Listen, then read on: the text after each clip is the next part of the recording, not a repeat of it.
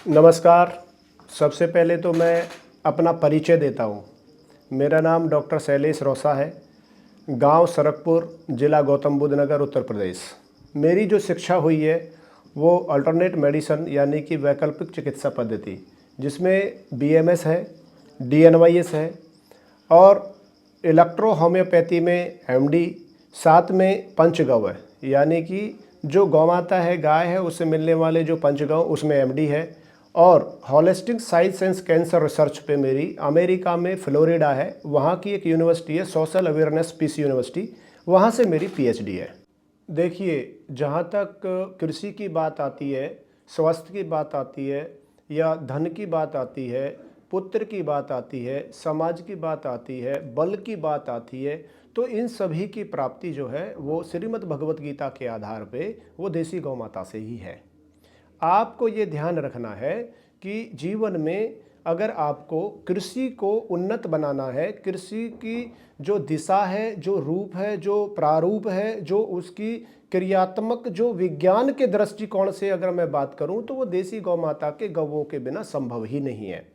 आपको मैं अब से लगभग 70 साल पीछे ले जाके बात करूंगा, तो हर घर में गाय होती थी, हर घर में बैल होते थे, हर घर में गायों का इतना गोबर होता था कि उस गोबर को खेत में डालते थे और खेती में जो जो बल अनाजों में हमको मिलता था, जो गाय के गोबर से जो हमको वहाँ जो न्यूट्रिशन पोषक तत्व मिलते थे अनाज के रूप में और फलों के रूप में, सब्जियों के रूप में, दालों के रूप में, वो बीमारियां तो रहित थे ही थे, साथ में बल प्रदान भी थे, बुद्धि प्रदान भी थे और ऐसे भी थे कि जो आपको शतायु के लिए आपको आगे बढ़ाते थे, यानी कि निरोगी काया करके, स्वस्थ काया करके आपको बहुत मिनिमम 100 साल की आयु के लिए वो आपको जो जीवंत रखते थे।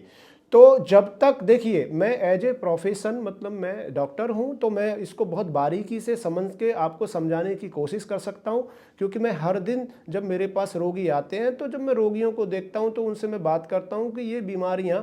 आपको ये बीमारी मान लो कि मेरे पास ज़्यादातर जो पेशेंट आते हैं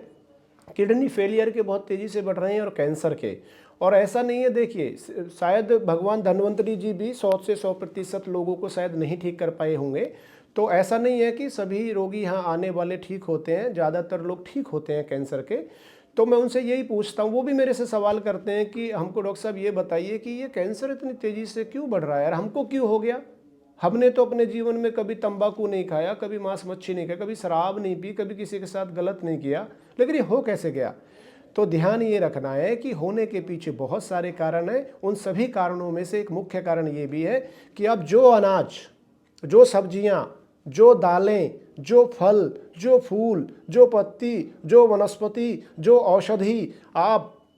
उपयोग में लेके आ रहे हो, उगा रहे हो, फिर उसको खा रहे हो, वह सभी जहर है। ध्यान दीजिए, जितना भी यूरिया, डीएपी, फर्टिलाइजर, एंडोसल्फान, कीटनाशक, इतनी विभिन्न विभिन्न नामों की सैकड़ों हजारों दवाएं हैं, उनको लगाने के बाद उससे मिलने वाला क्या है? वो टोटली 101% जहर है, जो आपके शरीर में जाएगा और आपके शरीर की सारी जो जैविक तंत्र है, जो बायोलॉजिकल जो क्लॉक है, जो बायोलॉजिकल आपके शरीर की जो गति है, उस सभी को जो है वो विकृत कर देगा और धीरे धीरे धीरे धीरे एक के बाद एक के बाद एक आपको गंभीर बीमारियों में चपेट देगा। शुगर भी यहीं से होगा, जोड़ों में दर्द भी यहीं से होगा, बीपी भी यहीं से बढ़ेगा, कैंसर भी यहीं से होगा और तो और किडनी फेल भी यहीं से होंगी, जो बहुत तेज़ी से बढ़ रही है। तो मैं कहना चाहता हूँ कि देसी गौ माता का जो गोबर है उसको आप अपने खेतों में डालिए, उससे अपनी उर्वरक शक्ति जो है खेत की उसको बढ़ाइए। नेचुरल जो किसान का मित्र केंचुआ बताया जाता था, या है, सच्चाई भी है,